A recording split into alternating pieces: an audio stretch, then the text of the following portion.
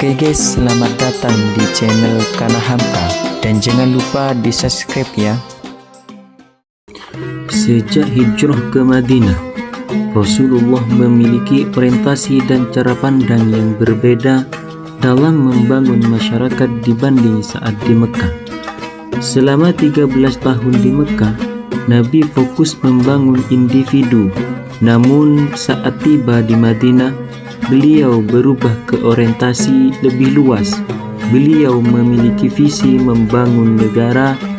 Nabi ingin membangun komunitas besar yang berbeda dari tradisi-tradisi Arab sebelumnya. Orang-orang Arab membangun komunitas mereka berdasarkan fanatisme, suku, atau letak geografis. Kali ini tidak. Beliau membangun negara berdasarkan ideologi, berdasarkan wahyu Al-Quran dan sunnah dengan nilai peradaban yang unggul. Karena itu, negara ini disebut Madinah. Tujuan dari berdirinya negara ini adalah mengokohkan akidah yang benar, menegakkan syariat, dan mewujudkan persatuan serta kesatuan kaum muslimin. Tiba di Kuba pada tanggal 12 Rabiul Awal, Nabi Shallallahu Alaihi Wasallam tiba di wilayah Kuba yang terletak di bagian selatan Madinah. Sejumlah besar orang-orang Ansor menyambut beliau. Mereka bawa serta senjata mereka untuk melindungi Rasulullah. Sedari pertama beliau menginjakkan kaki di sana, itulah janji mereka di Baitul Aqabah. Nabi Shallallahu Alaihi Wasallam menetap di Kuba selama 2 pekan atau lebih. Saat itu beliau dan para sahabat membangun masjid pertama, yaitu Masjid Kuba. Kemudian Nabi Shallallahu Alaihi Wasallam melanjutkan perjalanannya. Tiba di Madinah, beliau tinggal di lingkungan keluarga beliau, Bani Najjar. Setelah itu, beliau membiarkan ontanya berjalan menuju titik yang Allah pilih untuk membangun peradaban. Di tempat itulah beliau membangun Masjid Nabawi dan rumahnya yang berdekatan dengan masjid. Selama pembangunan masjid, beliau tinggal di rumah sahabat Ayyub Al-Azhari selama 7 bulan. Kondisi Madinah di awal hijrah. Madinah memiliki komposisi penduduk yang berbeda dengan Mekah. Sebelum Nabi hijrah ke sana, sudah ada 2 kelompok besar masyarakat penghuni Madinah, orang Arab dan orang Yahudi. Secara garis besar, suku-suku Arab di Madinah adalah bagian dari suku besar Aus dan Kharaj. Sementara Yahudi terdiri dari 3 suku besar, kabilah Bani Qainuqa, Bani Nadir, dan Bani Quraisyah. Mereka semua keturunan Israel dalam kurung Nabi Yakub alaihi salam. Kabilah-kabilah tersebut hidup dalam permusuhan. Orang-orang Arab tidak menyukai Yahudi. Demikian juga sebaliknya. Kemudian sesama Arab antar Aus dan Kharaj juga memiliki sejarah persengketaan yang panjang. Demikian juga sesama kabilah Yahudi. Mereka tidak hidup rukun berdampingan. Kelompok lainnya adalah minoritas umat Islam yang terdiri dari Muhajirin dan Ansor. Jumlah kaum muslimin saat itu tidak lebih dari 1.000 orang. Menurut Raghib Asy-Syirjani hafizullah, jumlah ini hanya 13% atau 14% dari total keseluruhan penduduk Madinah. Meskipun minoritas, namun kepemimpinan kota Madinah dipegang oleh kaum muslimin, menunjukkan wibawa dan kehormatan mereka yang benar-benar berpegang teguh dengan tuntunan Allah dan Rasul-Nya. Inilah kondisi sosial masyarakat Madinah yang dihadapi Rasulullah Shallallahu Alaihi Wasallam di awal hijrahnya. Sejak awal, Rasulullah langsung membuat kebijakan yang sangat visioner untuk menghadapi isu ini, menunjukkan kemampuan leadership beliau yang sangat luar biasa. Masalah penduduk Mekah sebagai imigran. Keluarnya penduduk Mekah menuju Madinah bukan sekedar hijrah fisik saja. Mereka meninggalkan segalanya di Mekah. Mereka meninggalkan tempat tinggalnya, harta benda, pekerjaan dan barang-barang milik mereka yang lainnya. Artinya, kondisi mereka di Madinah benar-benar memulai hidup dari awal kalau tidak didukung kebijakan yang tepat. Kedatangan mereka di Madinah selain menimbulkan lonjakan penduduk, juga akan menimbulkan masalah sosial, kemiskinan, pengangguran. Kebijakan seperti apa yang dikeluarkan Rasulullah SAW agar kedatangan muhajirin tidak menimbulkan masalah? Pertama, mengubah pola pikir. Rasulullah memotivasi kaum Ansor bahwa hubungan sesama manusia itu tidak selalu bersifat timbal balik sesama manusia, tapi ada yang lebih besar dari itu, yaitu pahala di akhirat.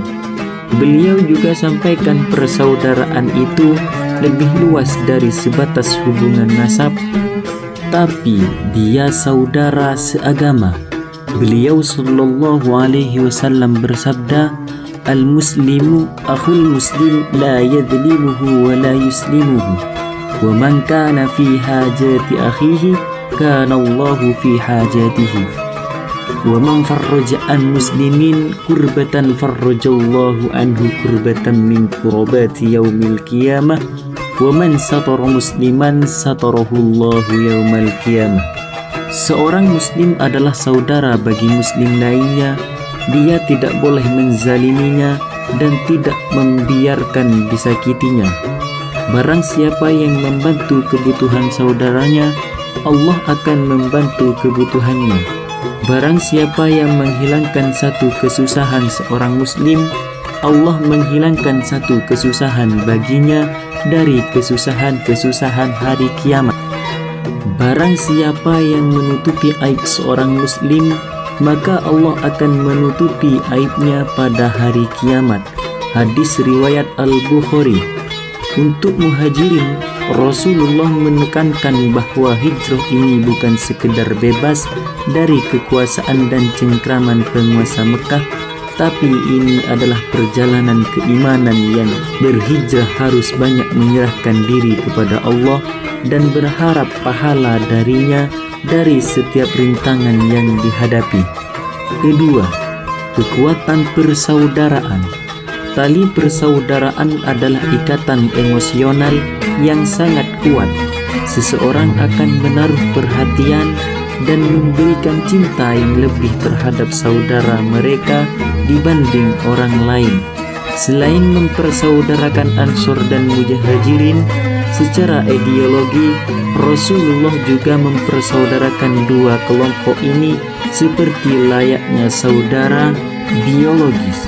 Semakin bertambahlah rasa cinta, perhatian, dan persaudaraan antara Muhajirin dan Ansor. Saat itu, syariat mewajibkan bagi setiap rumah dari Ansor bertanggung jawab atas seorang Muhajirin. Mereka pun saling mewarisi antara satu dengan yang lain, hingga turun firman Allah Ta'ala yang membatalkan hal tersebut. Wa ulul arhami ba'duhum awla bi ba'din fi kitabillahi innallaha bikulli syai'in alim. Artinya, orang-orang yang mempunyai hubungan kerabat itu sebagiannya lebih berhak terhadap sesamanya daripada yang bukan kerabat. Di dalam kitabullah, sesungguhnya Allah Maha mengetahui segala sesuatu. Masyarakat modern saat ini sangat menyadari bahwa kedatangan gelombang besar imigran ke negeri mereka bisa menimbulkan rentetan masalah. Karena itu, mereka menolak kedatangan imigran. Mereka berupaya menghindari masalah-masalah dengan kebijakan penolakan tersebut. Di sisi lain, Rasulullah dihadapkan pada masalah tersebut Dengan kepemimpinan dan visi yang beliau miliki sebagai seorang pemimpin, beliau mampu menghindarkan Madinah dari masalah-masalah tersebut. Kebijakan persaudaraan yang dilakukan Rasulullah ini membuat Madinah terhindar dari sekian banyak masalah yang biasanya muncul di suatu daerah yang kedatangan gelombang imigran. Ketiga, mempercepat proses adaptasi. Rasulullah menulis perjanjian di Madinah. Di antara butir-butir perjanjian memberikan indikasi kuat status muhajirin dan sebagai penduduk kebangsaan Madinah, karena mereka diwajibkan membela Madinah dari ancaman pihak luar yang menyerang, karena kewajiban mereka sama dengan warga negara Madinah yang lain. Mereka juga layak mendapatkan hak yang sama. Dengan status yang jelas di Madinah, para sahabat tidak lagi memikirkan Mekah. Mereka sekarang penduduk Madinah dan warga negara Madinah. Karena itu, mereka harus segera beradaptasi dengan tanah air yang baru. Inilah di antara upaya awal yang ditetapkan oleh Rasulullah SAW. Beliau langsung menetapkan ideologi negara, visi misi negara dan masyarakatnya, membangun persatuan sebagai modal kekuatan dan identitas. Semua ini bukti tentang kemampuan leadership yang kuat dari Nabi kita Muhammad SAW.